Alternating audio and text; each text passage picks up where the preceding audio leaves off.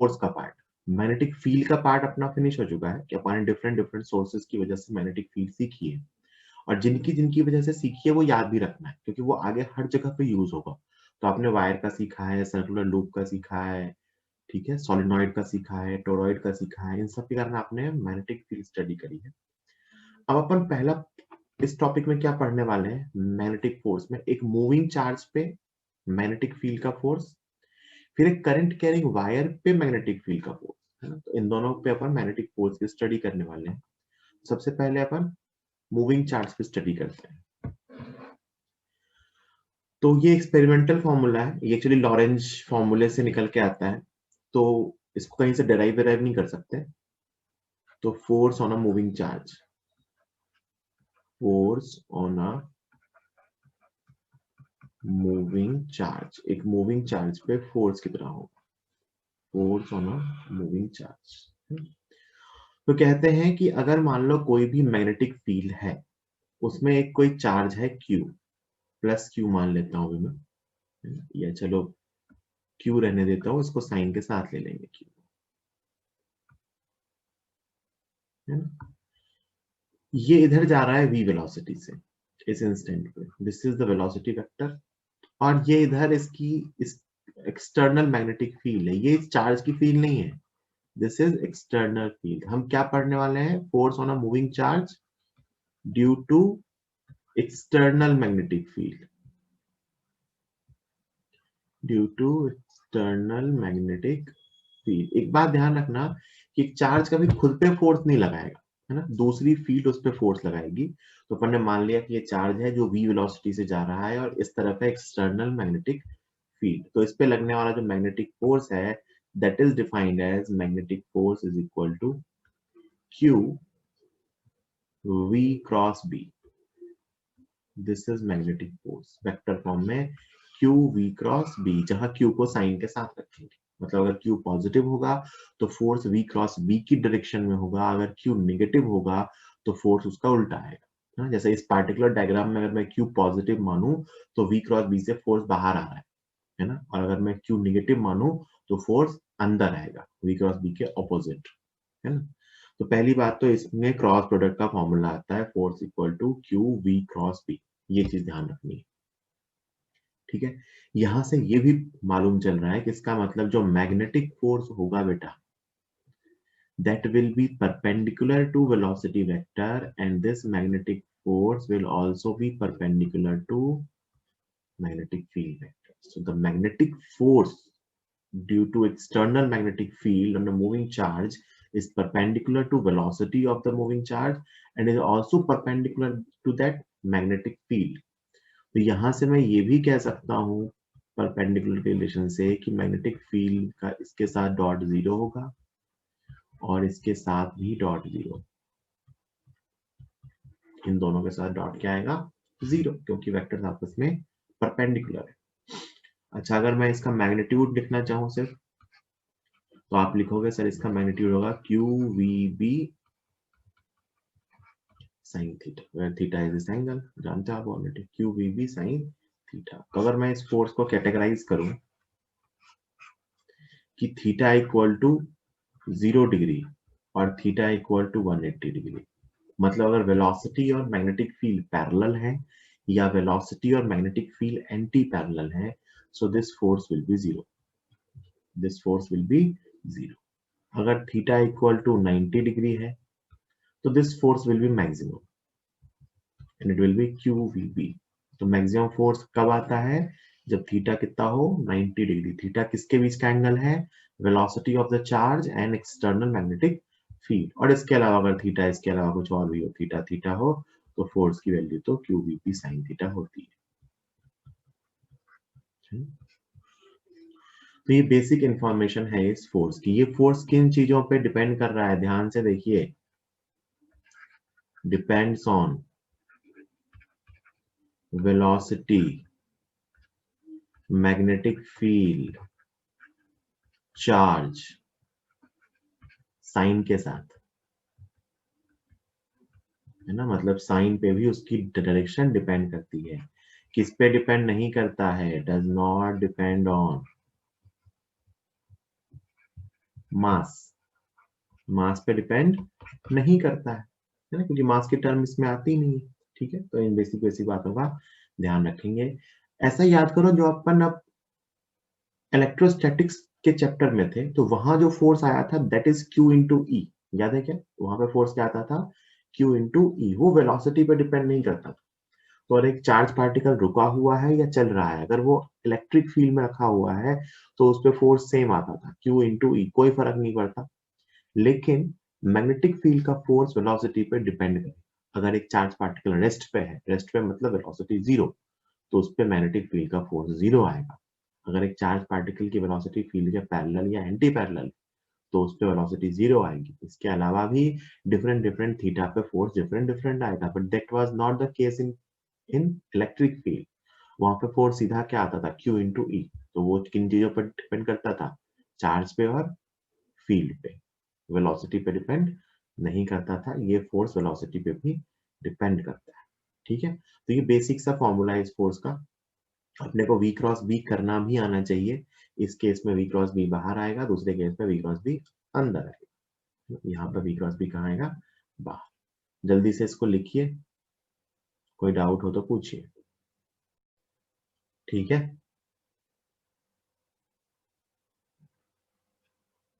I hope आपने लिख लिया होगा।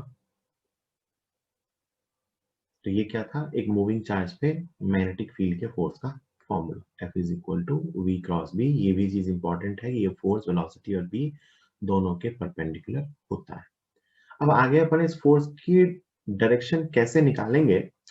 तो इसके दो मेथड, एक तो क्यू V क्रॉस B है ही सही। क्या होता है ना, बार बार V क्रॉस B करने में कई बार दिक्कत आती है, तो अपन एक रेडीमेड हैंड रूल भी रखते हैं इसके लिए, है ना। बस मैंने कहा था स्टार्टिंग में एक ही हैंड रूल में बताऊंगा। तो इसके लिए भी डायरेक्शन ऑफ फोर्स के लिए, डायरेक्शन ऑफ फोर्स के लिए मैं वही रूल बताऊंगा, बस चीजें चेंज हो जाएंगी। Right hand palm rule, right hand palm rule. Right hand palm rule के अंदर यहाँ पे अपन थंब को रखेंगे वेलोसिटी की डायरेक्शन। थंब को कहाँ रखेंगे? वेलोसिटी की डायरेक्शन। अच्छा, ये ना मैं एक चार्ज के लिए बता रहा हूँ, सेम रूल अपन करंट कैरिंग वायर पे फोर्स के लिए भी लगा लेंगे। तो यहाँ थंब के लिए, थंब के अलोंग में वेलोसिटी रखूंगा, वहां थंब के अलोंग में करंट रखूंगा। थंब के अलोंग यहाँ पे जब मूविंग चार्ज की बात है तो वेलोसिटी, वहां क्या रखूंगा? Current. Fingers, right hand palm है ना, राइट हैंड पाम, बिल्कुल। फिंगर्स, फिंगर्स को रखेंगे in the direction of electric field, in the direction of, sorry, in the direction of magnetic field. जो एक्सटर्नल मैग्नेटिक फील्ड है उसकी डायरेक्शन है। तो जो पाम आता है ना, face of palm, that is in the direction of force. और फोर्स किस पे? Force on positive charge. कि अगर वो चार्ज पॉजिटिव होता तो फोर्स कहाँ आता है? या वायर मान लो, है ना। अगर वायर की बात है तो वायर पे फोर्स आ जाएगा सीधा, क्योंकि वायर में जो करंट होती है ना, that is due to motion of positive charges, उसकी डायरेक्शन मानते हैं। अगर मूविंग चार्ज की बात है तो पॉजिटिव चार्ज पे फोर्स आएगा, अगर चार्ज निगेटिव दिया हुआ है तो आंसर उसका उल्टा कर देंगे। This is right hand palm rule. Thumb को कहाँ रखेंगे? वेलोसिटी के अलोंग। फिंगर्स को कहाँ? एक्सटर्नल फील्ड के अलोंग। तो फोर्स कहाँ आएगा? In the direction of palm. जैसे एक सिंपल सा एग्जांपल देखो, सब लोग हैंड रूल लगा के खुद से यूज कर लो। मान लो मैं कहूं आपसे कि वेलोसिटी इस तरफ है, प्लस चार्ज है, प्लस क्यू, और मैग्नेटिक फील्ड इस तरफ है। This is the direction of magnetic field, external magnetic field. तो मैं आपसे पूछूं फोर्स कहाँ आएगा? सब लोग खुद से हैंड रूल यूज करो और चैट बॉक्स में लिख के बताओ। मैं पूछूं इस पे फोर्स कहाँ आएगा? थंब को वेलोसिटी के डायरेक्शन में लेके जाओ, फिंगर्स को एक्सटर्नल फील्ड की तरफ रखो, बताओ फोर्स कहाँ आएगा? बिल्कुल, कुणाल, सौम्या, आपका आंसर सही है। सब लोग यूज करो, बिल्कुल स्नेहिल आपका भी सही है। हाँ रवि, आपका भी सही है। आप बोल रहे हो उसको आउटवर्ड बोलना चाहिए। बाकी लोग भी, सब लोग वेलोसिटी के लॉन्ग थंब, फील्ड के लॉन्ग उंगलियां। कुशल सही है, गुड। अपवर्ड नहीं बोलेंगे वैसे, उसको आउटवर्ड बोलेंगे। आउटवर्ड या प्लस के क्या आप बोल सकते हो, है ना? तो बिल्कुल सही है, बिल्कुल बिल्कुल बिल्कुल गुड, सबके आंसर सही आ रहे हैं, बढ़िया। तो वेलोसिटी इधर है ना, आपको मेरी वीडियो से उल्टी दिख रही होगी क्योंकि वो मिरर होके आता है। फील्ड ऊपर, तो फोर्स कहाँ आया, बाहर। फोर्स कहाँ आया, बाहर। तो इस पे मैग्नेटिक फोर्स कहाँ आएगा, बाहर की तरफ। ठीक है। और इसी की जगह सोचो अगर नेगेटिव चार्ज होता, सेम क्वेश्चन में अगर मैं चार्ज नेगेटिव लेता तो क्या कहते, तो बेटा हैंड रूल यही लगाते हैं कि वेलोसिटी इधर, फील्ड ऊपर, तो फोर्स बाहर। बाहर आंसर आता पॉजिटिव चार्ज के लिए, लेकिन ये चार्ज कैसा है, नेगेटिव, तो फोर्स कहाँ आएगा, अंदर। फोर्स कहाँ आएगा, अंदर। सेम क्वेश्चन में मतलब आप तो हमेशा हैंड रूल ना पॉजिटिव चार्ज के लिए ही लगाओगे, और अगर वो चार्ज नेगेटिव दिया हुआ तो आंसर उसका ठीक उल्टा करेगा। बिल्कुल सिंपल सी बात है ये। तो ऐसे अपन right hand palm rule use करके किसी भी मूविंग चार्ज पे, किसी भी इंस्टेंट पे फोर्स बता सकते हैं। उसकी वेलोसिटी के लॉन्ग थंब रखेंगे, अपने फिंगर्स को पॉइंट करेंगे मैग्नेटिक फील्ड की तरफ, तो पाम देगा हमें मैग्नेटिक फील्ड की डायरेक्शन। अच्छा, ये ना किसी भी दो वेक्टर का क्रॉस निकालने के लिए, जैसे भगवान ने ना हमारे राइट हैंड में एक्स क्रॉस वाई लिख के दिया है, मतलब अगर आप अपनी थंब को रखोगे ना एक्स एक्सिस के लॉन्ग और उंगलियों को रखोगे वाई एक्सिस के लॉन्ग, तो पाम इज जेड एक्सिस। तो भगवान ने हमारे हाथ में आई क्रॉस जे राइट हैंडेड कोऑर्डिनेट सिस्टम बना के दिया, इसीलिए इसको राइट हैंडेड कोऑर्डिनेट सिस्टम भी बोलते हैं कि आई क्रॉस जे इक्वल टू के। तो वो हमारे हाथ में ही है, तो जहां जहां भी दो वेक्टर का क्रॉस आएगा वहां वहां मैं ये रूल यूज कर सकता हूँ। ऑब्वियस सी बात है, राइट हैंड पाम रूल। पहले वेक्टर को थंब के लॉन्ग, दूसरे वेक्टर को फिंगर्स के लॉन्ग, तीसरा वेक्टर आएगा पाम के लॉन्ग, उनका आंसर। ये रूल हर जगह सही है जहां जहां दो वेक्टर का क्रॉस लिया जाएगा। जल्दी नोट कीजिए, ठीक है। चलिए, ये अपन ने डायरेक्शन ऑफ फोर्स निकालना भी सीख लिया। तो अपन ने क्या क्या सीख लिया कि फोर्स का बेसिक फॉर्मूला क्या होता है और डायरेक्शन ऑफ फोर्स। एक इंपॉर्टेंट चीज और है जो मैं शायद एक बार आपको बता भी चुका हूँ, बट मैं फिर से एक बार बता रहा हूँ क्योंकि इसके आगे मैं कभी फिर नहीं बताऊंगा, मतलब इस चैप्टर में काफी यूज होता है। जैसे ये पता होना चाहिए, मैंने बता रखा है। Important charge particles, important type के चार्ज पार्टिकल्स, है ना। अगर मैं पॉजिटिव चार्ज पार्टिकल्स की बात करूं तो इसमें अपना पहला है प्रोटॉन, दूसरा है अल्फा पार्टिकल, तीसरा है ड्यूट्रॉन, चौथा है पॉजिट्रॉन, और पांचवा इसके अलावा कोई भी positive ion, any positive ion. ये पॉजिटिवली चार्ज पार्टिकल्स आपको मिलेंगे। इसका चार्ज प्लस ई होता है, मास मास ऑफ प्रोटॉन के इक्वल होता है। इसका चार्ज प्लस 2e होता है और मास 4 इंटू मास ऑफ प्रोटॉन के बराबर होता है। इसका चार्ज प्लस ई होता है और मास 2 इंटू मास ऑफ प्रोटॉन के बराबर होता है। इसका चार्ज प्लस ई होता है और मास मास ऑफ इलेक्ट्रॉन के बराबर होता है। इसका चार्ज और मास जो क्वेश्चन में दिया हुआ उसके अकॉर्डिंग आएगा। पॉजिट्रॉन को कई बार, पॉजिट्रॉन जो है ना इसको कई बार बीटा प्लस पार्टिकल भी कहते हैं। आगे जब न्यूक्लियर फिजिक्स पढ़ाऊंगा तो बताऊंगा कि बीटा डीके की ड्यूरिंग रिलीज होता है।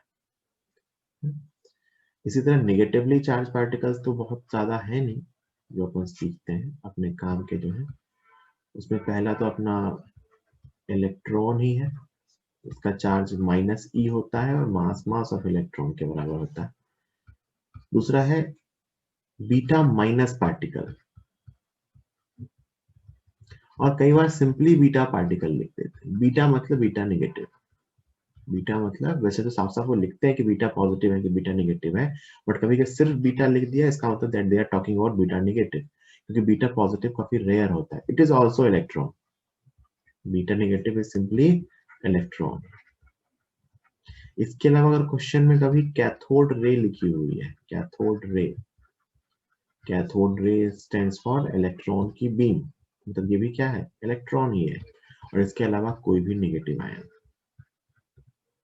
कोई भी निगेटिव आयन। तो निगेटिव में तो ऐसा कुछ है नहीं, सबके सब इलेक्ट्रॉन ही है। पॉजिटिव में इनके चार्ज और मास अपने को पता होने चाहिए, क्वेश्चन में यूज होता है ना। जल्दी से फटाफट लिख लीजिए, 30 सेकंड दे रहा हूँ, आगे चलिए।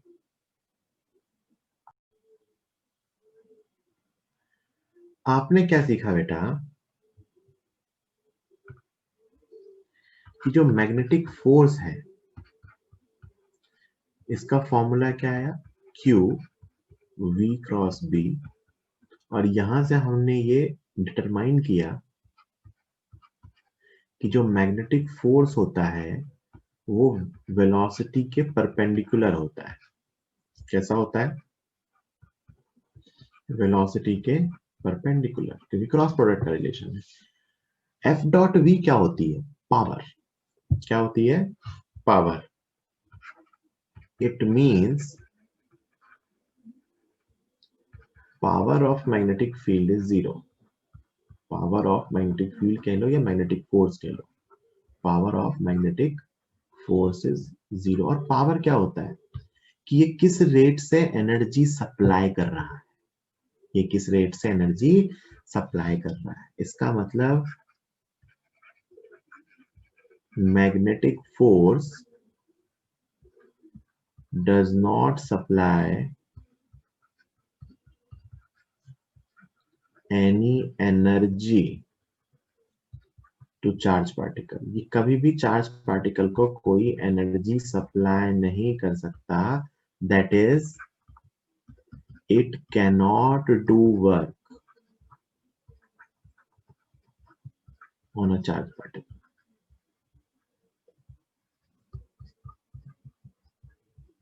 मैग्नेटिक फोर्स का चार्ज पार्टिकल पे वर्क डन जीरो होता है, याद रहे। मैग्नेटिक फोर्स का चार्ज पार्टिकल पे वर्क डन क्या होता है, हमेशा जीरो, क्योंकि इसका फोर्स हमेशा वेलोसिटी के परपेंडिकुलर है। तो वर्क डन इक्वल टू क्या होता है, zero. Work done by magnetic force is zero. और बेटा अगर वर्क डन जीरो है तो आप कहोगे कि डेल्टा के भी जीरो होगा, change in kinetic energy will be zero, क्योंकि यही तो है वर्क एनर्जी थ्योरम। अगर मान लो सिर्फ मैग्नेटिक फोर्स ही लग रहा है तो अपन कहेंगे अगर कोई वर्क डन नहीं है तो काइनेटिक एनर्जी में चेंज भी नहीं होगा। That implies kinetic energy final equal to kinetic energy, कि जितनी काइनेटिक एनर्जी से इंटर हुआ था उतनी ही काइनेटिक एनर्जी से बाहर जाएगा। It also implies speed final equal to speed initial. This is speed, जितनी स्पीड से एंटर हुआ था उतनी ही स्पीड से बाहर जाएगा। तो अगर एक चार्ज पार्टिकल मैग्नेटिक फील्ड में मूव करता है तो उसकी काइनेटिक एनर्जी सेम रहती है, स्पीड सेम रहती है। क्यों सेम रहती है, क्योंकि मैग्नेटिक फोर्स का वर्क डन चार्ज पार्टिकल पे क्या होता है, जीरो। अगर मैं बात करूं क्या फील्ड, क्या फोर्स जीरो होगा हमेशा, नहीं, फोर्स जीरो भी हो सकता है और नॉन जीरो भी हो सकता है। तो velocity vector and momentum vector will change if magnetic force is non-zero। अगर मैग्नेटिक फोर्स नॉन जीरो है तो वेलोसिटी और मोमेंटम चेंज होंगे, लेकिन स्पीड और काइनेटिक एनर्जी सेम रहेगी। That is they will only change in direction. मतलब अगर एक चार्ज पार्टिकल मैग्नेटिक फील्ड में मूव करता है तो उस पर अगर मैग्नेटिक फोर्स लगेगा, मान लो नॉन जीरो फोर्स है, नॉन जीरो फोर्स कौन सी केस में हो सकता है, जब v पैरेलल या एंटी पैरेलल ना हो, तो उसकी वेलोसिटी चेंज होगी, लेकिन वेलोसिटी मैग्नीट्यूड में चेंज नहीं होगी, बल्कि किस में चेंज होगी बेटा, डायरेक्शन। तो वेलोसिटी की डायरेक्शन चेंज होगी, मोमेंटम की डायरेक्शन चेंज होगी, लेकिन स्पीड और काइनेटिक एनर्जी ये सेम रहेगी। This is the work done by magnetic force. Moving charge पे मैग्नेटिक फोर्स का वर्क डन हमेशा जीरो होता है, इसलिए बात ध्यान रखें।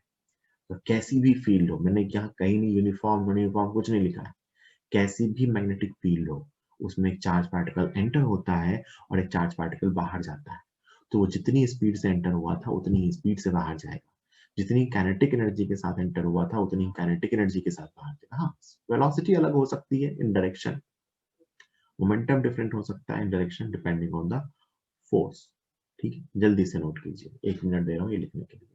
कोई डाउट हो तो अनम्यूट करके पूछिए। तो हमने ये सीख लिया है कि जो मैग्नेटिक फोर्स है वो हमेशा वेलोसिटी के परपेंडिकुलर होगा या तो जीरो होगा भैया। तो अगर v और b पैरेलल हो गए तब तो ये जीरो हो जाएगा, अदरवाइज किसी एंगल पे हुए तो ये हमेशा वेलोसिटी के परपेंडिकुलर होगा। ये कभी भी स्पीड को चेंज नहीं करेगा लेकिन वेलोसिटी की डायरेक्शन को चेंज कर सकता है ना? तो अगला जो टॉपिक हमें इसमें स्टडी करना है वो यही है कि force and path of particle, force, particle by force and path of particle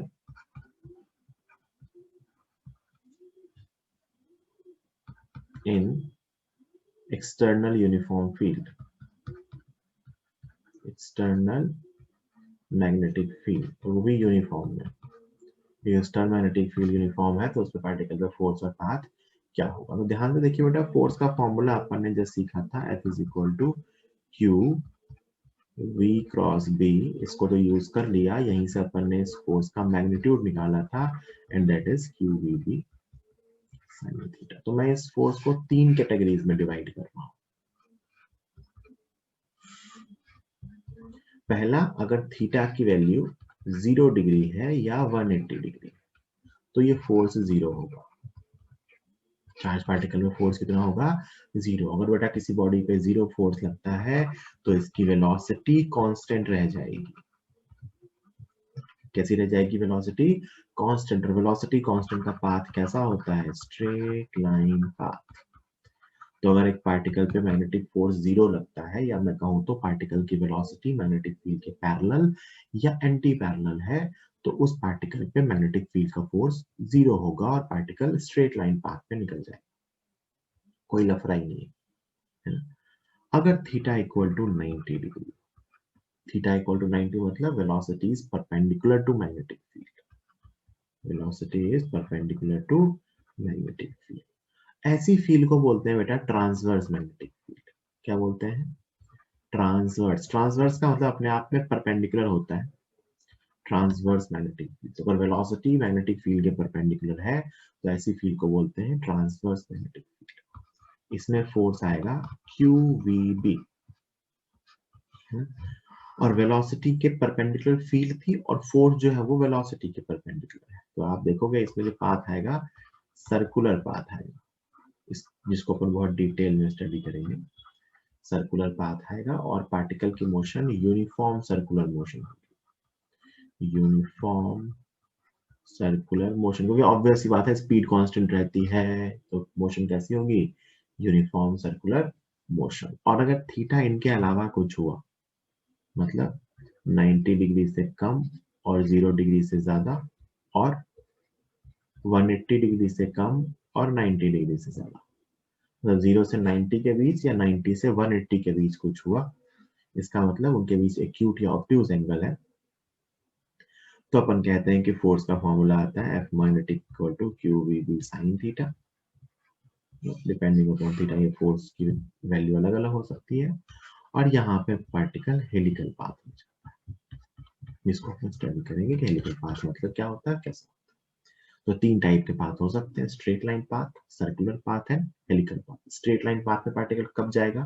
external magnetic field में, जब फोर्स और वेलोसिटी दोनों पैरेलल या एंटी पैरेलल हो, मतलब मैग्नेटिक फोर्स 0। सर्कुलर पाथ में कब जाएगा? जब यूनिफॉर्म ट्रांसवर्स मैग्नेटिक फील्ड हो। और हेलिकल पाथ में कौन सा केस में जाएगा? जब थीटा मतलब v और b के बीच का एंगल इनके अलावा कुछ और। ठीक है, अब एक एक करके, पहला तो स्टडी करने की नीड होती नहीं है, सिंपल सी बात है कि पैरेलल एंटी पैरेलल हो तो फोर्स 0 होता है। अपन दूसरे से स्टार्ट करेंगे, जल्दी से नोट कीजिए, कोई डाउट हो तो अनम्यूट करके पूछिए, 1 मिनट का टाइम है। ठीक है, तो अपन को इन्हीं पाथ की स्टडी करनी, मेनली सर्कुलर पाथ है, हेलिकल पाथ। तो उस स्टडी पे जाने से पहले अपन 2 छोटे छोटे से क्वेश्चंस करेंगे, बिल्कुल सिंपल सिंपल से। पहला question, proton moving with a velocity 2i cap plus 3j cap minus 4k cap into 10 raised to power 6 meter per second enters an external magnetic field 4i cap plus 6j cap minus 8k cap microtesla. External magnetic field 4i cap plus 6j cap minus 8k cap microtesla. Find force on the proton. Find force on the proton. जल्दी answer बताइए, 30 second time. जल्दी answer बताइए, 30 second time है।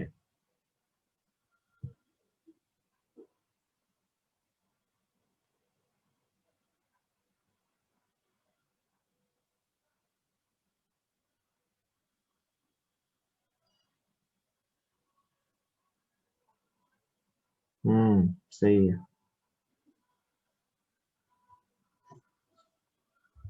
सही है स्नेहिल।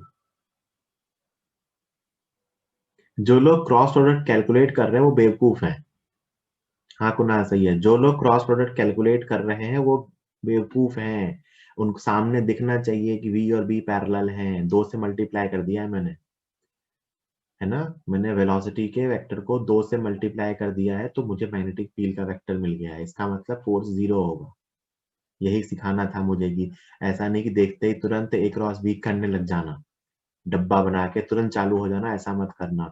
साफ साफ देखो ये दोनों वेक्टर्स पैरेलल हैं, फोर्स 0 होगा। मुझे दिख रहा है velocity vector is parallel to magnetic field. इसका मतलब फोर्स क्या होगा, 0। ये रहा answer, force is 0। Force is 0। 2 को मैंने 2 से मल्टीप्लाई किया, 3 को 2 से, 4 माइनस 4 को 2 से। तो ध्यान रखना, ऐसा नहीं कि दिखते ही चालू हो गया। एक क्वेश्चन और है। Due to external magnetic field of I cap minus 2j cap plus 5k cap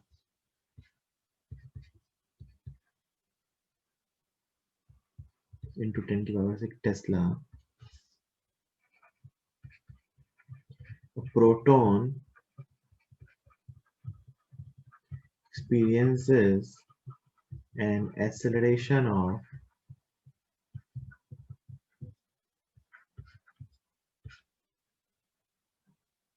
3i cap plus 2j cap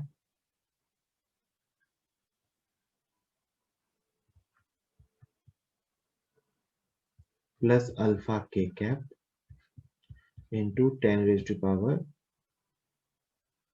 4 metre पर सेकेंड स्क्वायर, ऐसे डेटा दिया हुआ है। Find alpha, find alpha.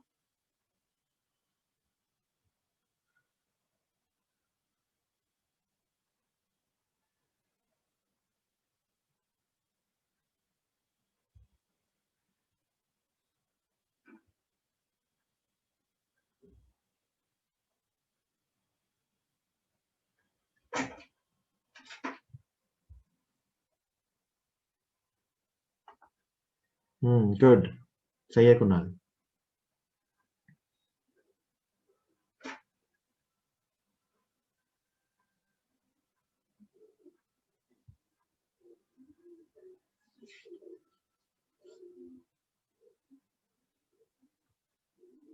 Kunal का आंसर सही है।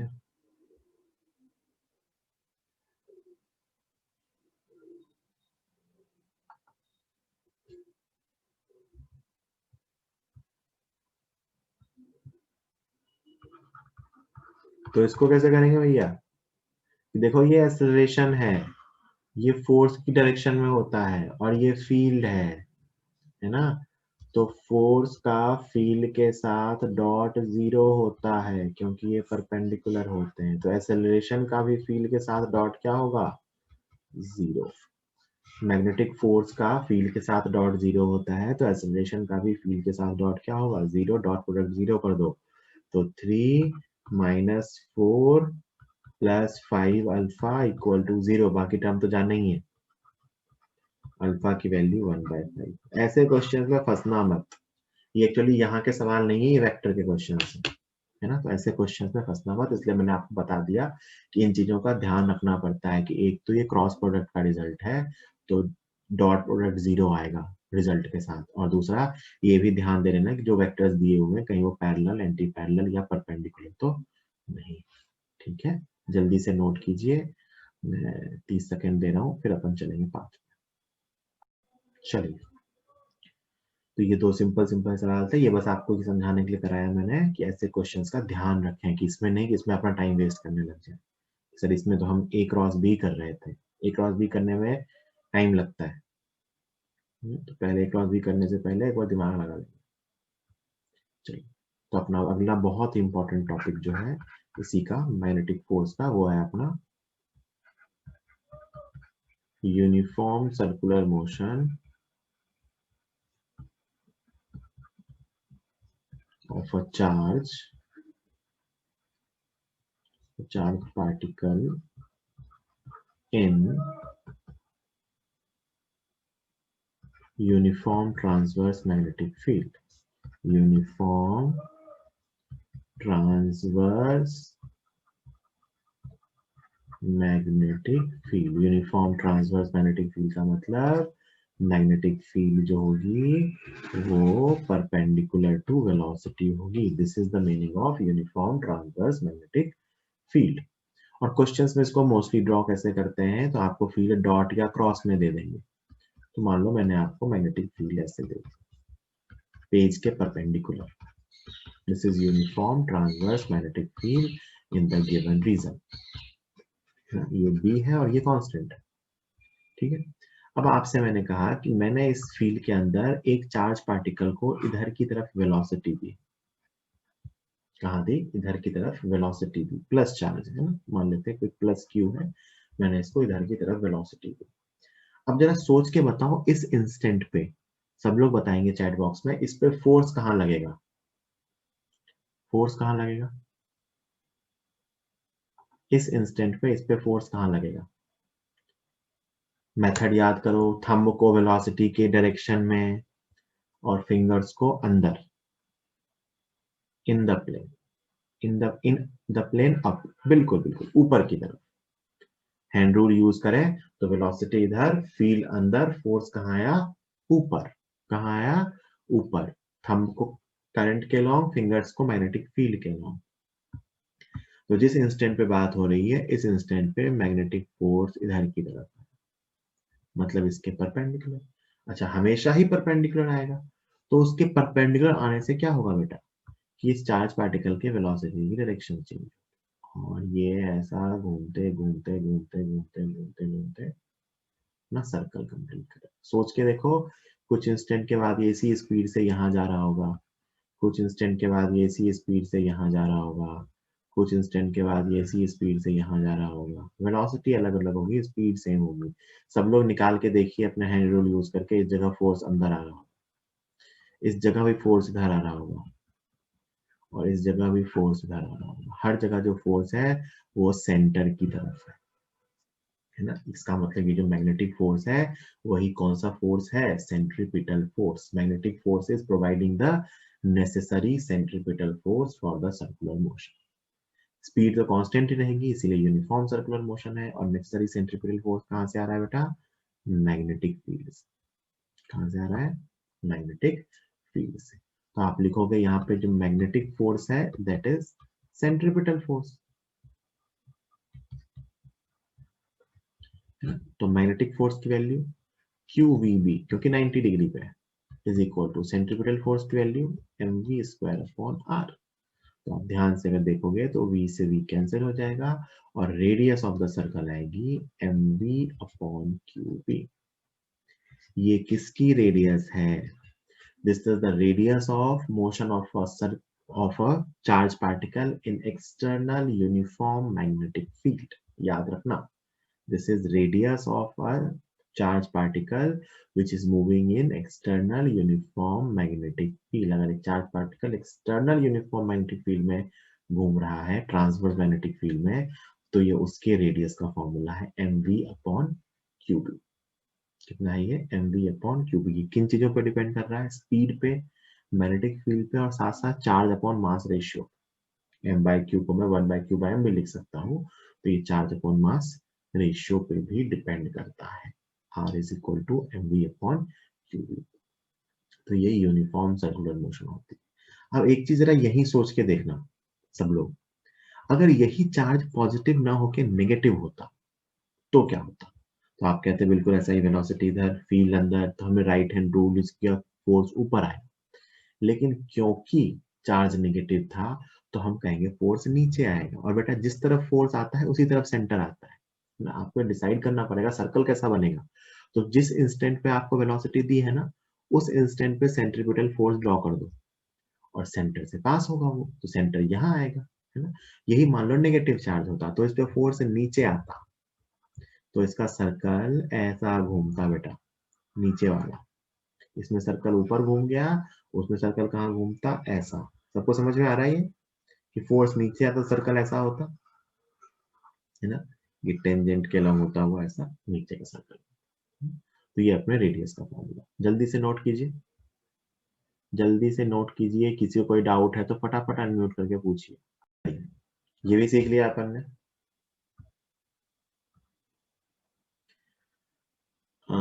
अगला इसी में, तो भाई ये यूनिफॉर्म सर्कुलर मोशन है, तो अपन ने यूनिफॉर्म सर्कुलर मोशन की रेडियस निकाल ली। क्या है रेडियस भैया? mv/qb, है ना। बहुत बढ़िया, कोई दिक्कत नहीं। मैं पूछूं टाइम पीरियड क्या होगा? स्पीड कांस्टेंट है ना, क्योंकि यूनिफॉर्म सर्कुलर मोशन। मैं पूछूं टाइम पीरियड क्या होगा? What will be the time period? तो टाइम पीरियड इज, किसी भी यूनिफॉर्म सर्कुलर मोशन में टाइम पीरियड होता है 2πr/v, यही होता है भाई, 2πr/v। रख देते हैं जरा वैल्यूज, 2π r की जगह mv/qb/v, v से v कैंसिल होता है और टाइम पीरियड आता है सॉल्व करके 2πm/qb। और मैं पूछूं फ्रीक्वेंसी क्या आएगी, तो frequency is equal to qb/2πm,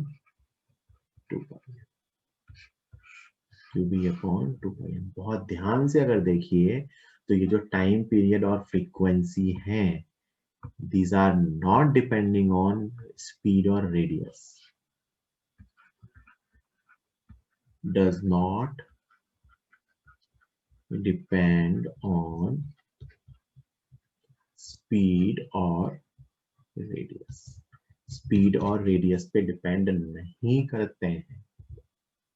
मतलब एक चार्ज पार्टिकल छोटे सर्कल में घूमे या लार्ज सर्कल में घूमे, सेम टाइम लगेगा। क्योंकि जब देखो, क्योंकि यहां से देखो कि स्पीड ज्यादा होगी तो रेडियस ज्यादा होगी। तेज फेंकेंगे तो लार्ज सर्कल में घूमेगा, धीमा फेंकेंगे तो छोटे सर्कल में घूमेगा।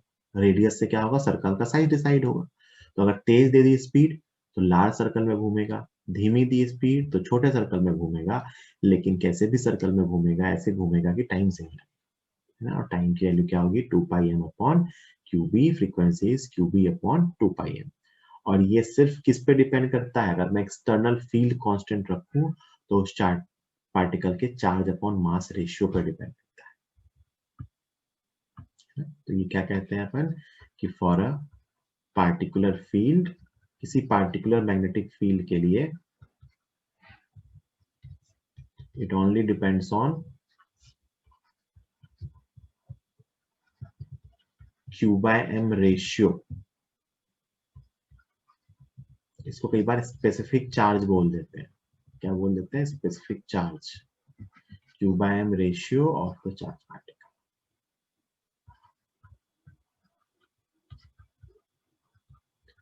है ना। कि किसी भी फील्ड के लिए सिर्फ किस पे डिपेंड करता है? चार्ज अपॉन मास रेशियो पे। और एक बहुत इंपॉर्टेंट बात पता है, ये फॉर्मूला रटा हुआ होना चाहिए।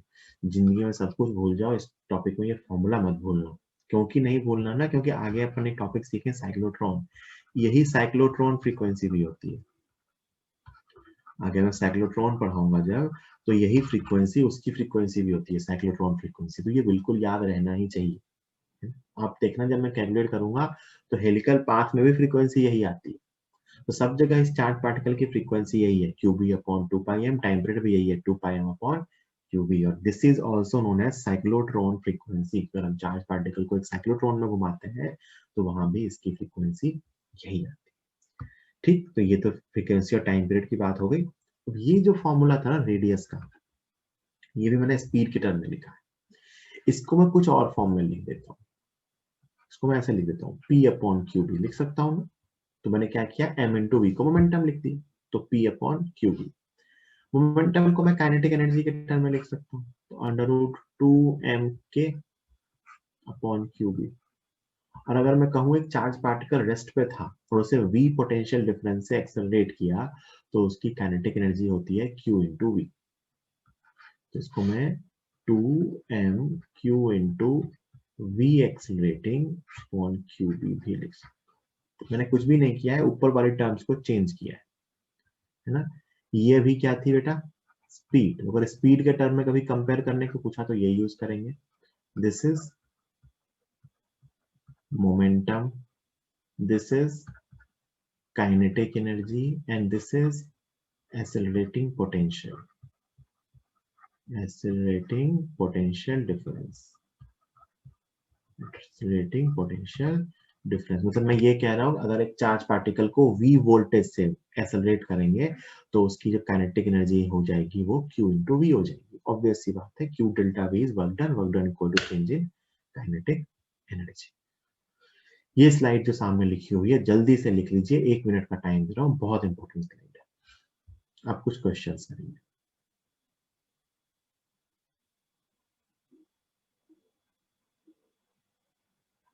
किसी को कोई डाउट हो तो अनम्यूट करके पूछ सकते हैं। अब आगे चलते हैं। तो ये सी के फॉर्मूले, ये फॉर्मूले रटे हुए होने चाहिए। रेडियस का फॉर्मूला चारों के टर्म में r equal to mv upon QB, P upon QB under root 2mk upon QB and 2 and 2mq v accelerating upon QB। Different different questions के अकॉर्डिंग यूज किए जाते हैं। एक क्वेश्चन मैं आपको सॉल्व करके दिखाऊंगा, उसका 2 क्वेश्चन आपसे पूछूंगा। पहला क्वेश्चन जो मैं करूंगा,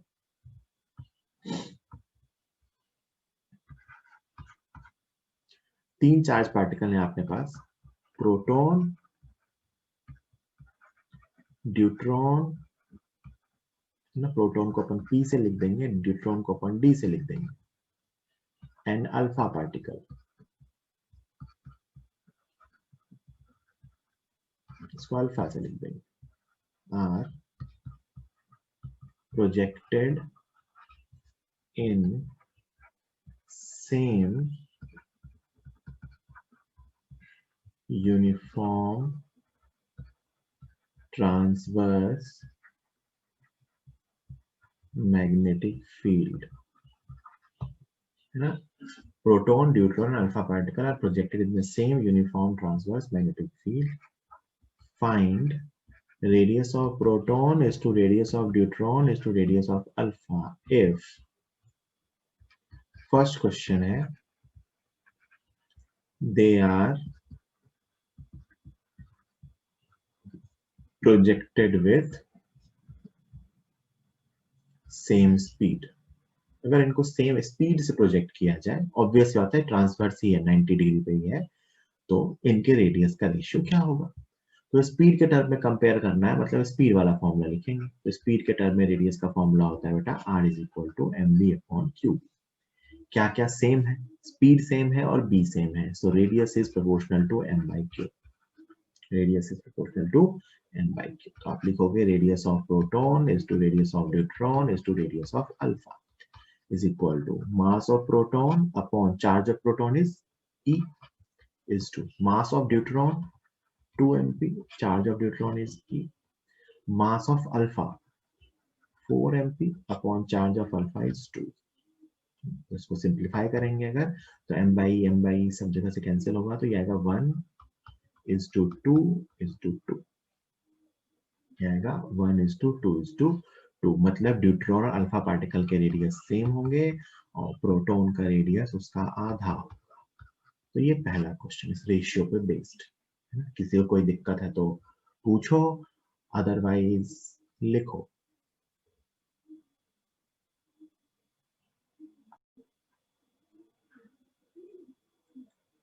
ठीक है, समझदार हो आप। आई होप आपने ये स्लाइड लिख ली होगी, तो मैं ऐसा लिख दे रहा हूँ बाकी के क्वेश्चंस इसके। अब पहला पार्ट ये लिखा हुआ है, इसका दूसरा पार्ट है सेम मोमेंटम,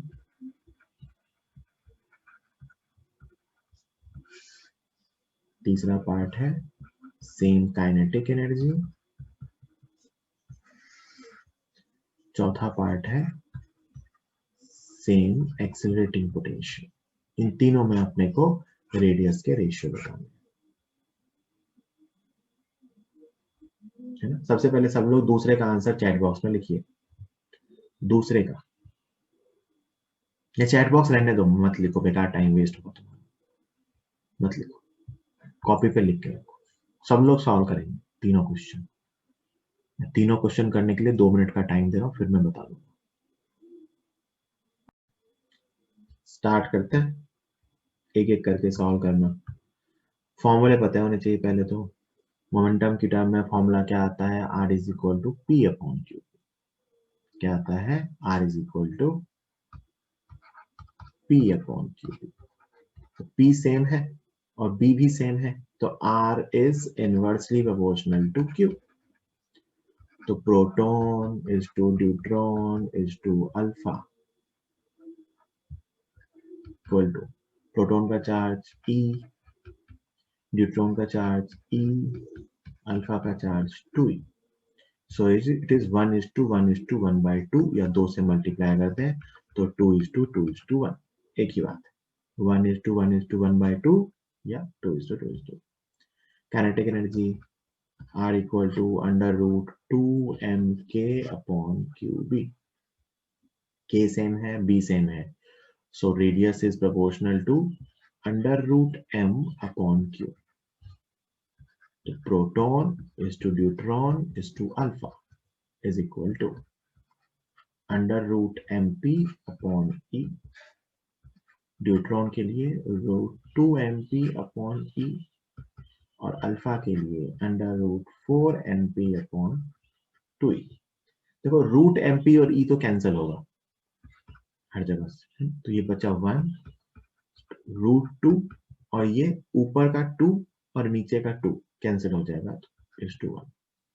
तो इसमें प्रोटॉन और अल्फा पार्टिकल के सेम होंगे, दूसरे वाले में प्रोटॉन और न्यूट्रॉन का सेम था, है ना। और तीसरा वाला तो radius is equal to √2mq into V accelerating upon QB।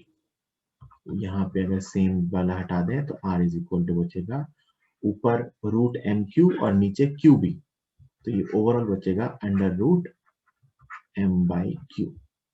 क्या बचेगा, √m ऊपर और ऊपर का √q और नीचे का q से रूट कैंसिल हो गया, तो ये बचेगा radius of proton is to radius of neutron is to radius of alpha is equal to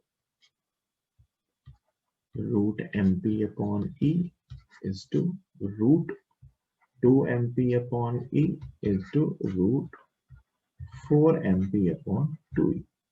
So it is 1 is to √2 is to √2। सही है क्या? कितने लोगों के तीनों सही आ गए थे? सच बताना बिल्कुल। बहुत बढ़िया, 4 5 5 6, गुड, है ना। तो इस टाइप के सवाल एक तो आते हैं जो आपसे हो एग्जाम में आते हैं, ऐसे क्वेश्चन है ना, डायरेक्टली ऐसे क्वेश्चन भी। मतलब मैंने ये जो 3 पार्टिकल लिए ना, मोस्टली यही 3 पार्टिकल के भी नाम रखते हैं, इनको ऐसे प्रोजेक्ट किया गया है, तो बताओ इनके रेडियस का रेशियो क्या होगा। ठीक है, चलिए ये सीख गए। एक छोटा सा कंसेप्ट और सिखा रहा हूं, ये तो हो गया। इस पे बेस्ड ना, सर्कुलर पाथ पे बेस्ड एक छोटा सा एपरेटस है, उसकी चर्चा करेंगे, है? उसको बोलते हैं मास स्पेक्ट्रोग्राफ।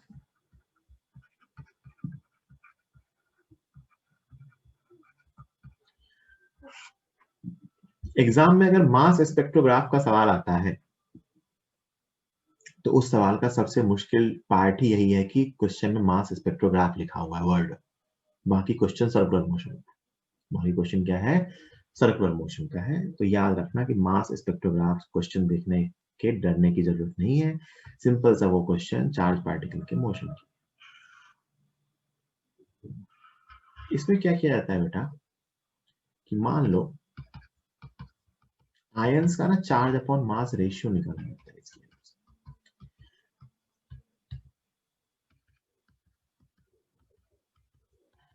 ऐसा समझाऊं तो ये इस रीजन में यूनिफॉर्म ट्रांसवर्स मैग्नेटिक फील्ड है, ये एक फोटोग्राफिक प्लेट है, फोटोग्राफिक प्लेट मान लो, मतलब इस पे चार्ज पार्टिकल जहां हिट करेगा पता चल जाएगा। यहां से ना हम एक बीम भेजते हैं,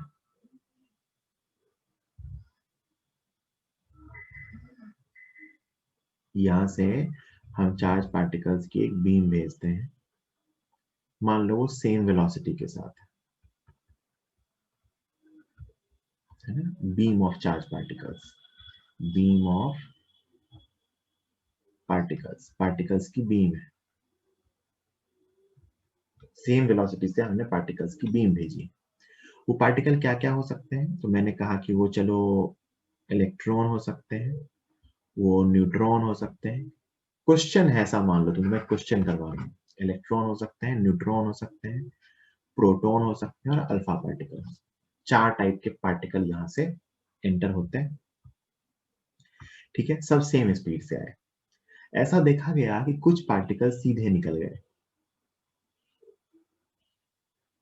ठीक है, फिर ऐसा देखा गया कि कुछ पार्टिकल जो है वो इधर की तरफ घूमे, है ना, और ऐसा देखा गया कि कुछ पार्टिकल जो है वो ऐसे गए और कुछ पार्टिकल ऐसे।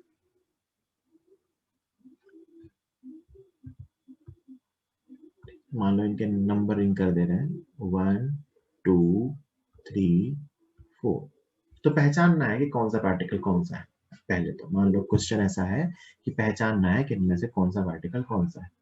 तो भाई ये तो समझ में आ रहा है कि 3 वाले पे फोर्स नहीं लगा, तो 3 वाला न्यूट्रल है, मतलब वो न्यूट्रॉन है। और ये दो एक तरफ गए हैं और एक उसके ऑपोजिट गया है। ध्यान से देखिए, अगर वेलोसिटी ऊपर हो और मैग्नेटिक फील्ड अंदर हो तो पॉजिटिव चार्ज पे फोर्स लेफ्ट की तरफ आएगा और नेगेटिव चार्ज पे फोर्स राइट की तरफ आएगा। तो अपने को ये पता है कि ये पॉजिटिवली चार्ज है और ये पॉजिटिवली चार्ज है, तो ये दोनों लेफ्ट में गए होंगे क्योंकि v क्रॉस b देखो, वेलोसिटी ऊपर फील्ड अंदर, तो फोर्स लेफ्ट में आया। इसका मतलब 1 और 2 में से एक प्रोटॉन है और एक अल्फा पार्टिकल है, और जो नेगेटिव चार्ज है उस पर 4 राइट में आया होगा। इसका मतलब जो चौथा चार्ज पार्टिकल है दैट इज इलेक्ट्रॉन, जो चौथा चार्ज पार्टिकल है वो क्या है, इलेक्ट्रॉन। यहां तक कोई दिक्कत नहीं। अब 1 और 2 में डिसाइड करना है कि कौन सा अल्फा पार्टिकल है और कौन सा प्रोटॉन। तो बेटा रेडियस से कंपेयर करो ना, रेडियस का फॉर्मूला क्या होता है, mv अपॉन क्यूबी। तो अगर मैं इन दोनों की बात करूं कि radius of proton upon radius of alpha, ये कैलकुलेट करो, तो दोनों के लिए v सेम है, b सेम है, तो mass of proton upon mass of alpha into charge of alpha upon charge of proton. तो अगर अपन ये रेशियो कैलकुलेट करें तो mass of proton upon mass of alpha, ये 1:4 है, into charge of alpha upon charge of proton, so it is 2:1। तो कितना आ रहा है ये, 1:2। मतलब अल्फा पार्टिकल की रेडियस ज्यादा होगी, प्रोटॉन की रेडियस कम होगी। अल्फा पार्टिकल की रेडियस ज्यादा होगी, प्रोटॉन की रेडियस कम होगी। इसका मतलब 1 वाला चार्ज क्या है, अल्फा पार्टिकल, और 2 वाला क्या है, प्रोटॉन। तो इन्हीं में डिसाइड करना होता है। अच्छा देखो, पता है क्या किया जाता है, सुनना, ये तो मैंने आपको एक क्वेश्चन की फॉर्म में बता दिया। ये ना फोटोग्राफिक प्लेट होती है, तो इस पे ये चार्ज कहाँ हिट कर रहा है ये पता चल जाता है। तो मान लो ये अपने को पता है कि अपन ने यहाँ से भेजा, अपने को ये स्पीड भी पता होती है कितनी स्पीड से भेज रहे होते हैं। तो मान लो अपने को पता है कि यहाँ ये हिट कर रहा है, मान लो एक ही चार्ज पार्टिकल भेजा और वो मान लो प्रोटॉन था, तो प्रोटॉन यहाँ कहीं हिट कर रहा है, तो ये डिस्टेंस मालूम चल जाती है। कैसे, तो ये पॉइंट जहाँ हिट करता है वहां कुछ मार्क्स बनते हैं फोटोग्राफिक प्लेट पे, तो अपने को ये डिस्टेंस पता चल जाती है। अब सुनना, रेडियस पता चल गया, कैसे, एक्सपेरिमेंटल सेटअप से, स्पीड पता है, और मैग्नेटिक फील्ड तो हमने ही लगाई है तो हमें पता है, तो बचा क्या, चार्ज अपॉन मास रेशियो। तो यहाँ से हम इस आयन का चार्ज अपॉन मास रेशियो निकाल सकते हैं। तो कोई भी चार्ज पार्टिकल या कोई भी चार्ज आयन जब एक मास स्पेक्ट्रोग्राफ में भेज दिया हमने, तो हमने मान लो किसी भी चार्ज आयन को किसी v स्पीड से एक मास स्पेक्ट्रोग्राफ में भेज दिया, है ना। हमें b पता था, एक्सपेरिमेंटली हमने उसके फोटोग्राफिक प्लेट पे हिट करने की रेडियस कैलकुलेट कर ली, तो रेडियस आ गया। तो रेडियस का फॉर्मूला होता है mv अपॉन qv, रेडियस पता है, v पता है, b पता है, m/q रेशियो। तो हमारे पास क्या गया इससे, चार्ज अपॉन मास रेशियो। ठीक है, अगर हम किसी तरीके से उसका चार्ज निकाल लें, मान लो हम कहीं से भी दूसरे मेथड से आयन का चार्ज निकाल लें, तो और चार्ज निकालने के बहुत से तरीके होते हैं, तो उसका मास भी निकाल सकते हैं, भाई उस पार्टिकुलर आयन का मास कितना होगा, इसीलिए इसको कहते हैं मास स्पेक्ट्रोग्राफ। तो मास स्पेक्ट्रोग्राफ का क्वेश्चन देखते ही सबसे पहले तो ध्यान ये रखना है कि इससे डरने की जरूरत नहीं है, ये सिंपल सर्कुलर मोशन पे बेस्ड क्वेश्चन होता है। ठीक है, अच्छा एक चीज ना यहाँ से और देखना, एक मैं यहीं पे बता दे रहा हूँ, कहाँ गया ये आखिर में। कई बार ना क्या पूछ लेंगे कि इन दोनों 1 और 2 में देखो कंपेयर कर रहा हूँ कि ये यहाँ गया ना, ये 1 का डिफ्लेक्शन और ये 2 का डिफ्लेक्शन, डिफ्लेक्शन के टर्म में बात करें तो, है ना, कितने एंगल से डिफ्लेक्ट हुआ। एक तो चीज आपको समझ में आ रही है कि radius of 1 is greater than radius of 2, है ना, साफ साफ डायग्राम से दिख रहा है। कर्वेचर की बात करें तो कर्वेचर ऑफ 2, कर्वेचर क्या होता है जानते हो शायद, तो curvature of 1 is less than curvature of 2, जिसकी रेडियस ज्यादा होती है उसका कर्वेचर कम मानते हैं। जो पाथ ज्यादा कर्ड होता है मतलब कहते हैं उसकी रेडियस छोटी होगी, तो 2 का कर्वेचर ज्यादा है। और अगर मैं डिफ्लेक्शन के टर्म में बात करूं तो θ1 इज लेस देन θ2, तो कौन सा चार्ज पार्टिकल ज्यादा डिफ्लेक्ट होगा, है ना। तो जिसकी रेडियस ज्यादा उसका कर्वेचर कम, और जिसका कर्वेचर कम उसका डिफ्लेक्शन भी कम। तो कई बार क्वेश्चन ये पूछ लेते हैं कि किसका कर्वेचर ज्यादा होगा, किसके पाथ का कर्वेचर ज्यादा होगा। तो सब कुछ करने के लिए अपने को कंपेयर करना किसको है एक्चुअली में, कुछ भी कंपेयर करने के लिए अपने को एक्चुअली में क्या कंपेयर करना है, रेडियस, और ये रहा रेडियस कंपेयर करने का फॉर्मूला। तो आपने अगर एक बार रेडियस कंपेयर कर लिया तो वहां से आप उसका कर्वेचर भी बता सकते हो कि जिसकी रेडियस ज्यादा उसका कर्वेचर कम, और जिसकी रेडियस ज्यादा उसका डिफ्लेक्शन भी कम, है ना। तो ये बेसिक बेसिक सी थ्योरी थी जिसपे इस पे बेस्ड कुछ कुछ क्वेश्चंस बनते हैं। आज का लेक्चर अपन यहीं फिनिश करते हैं।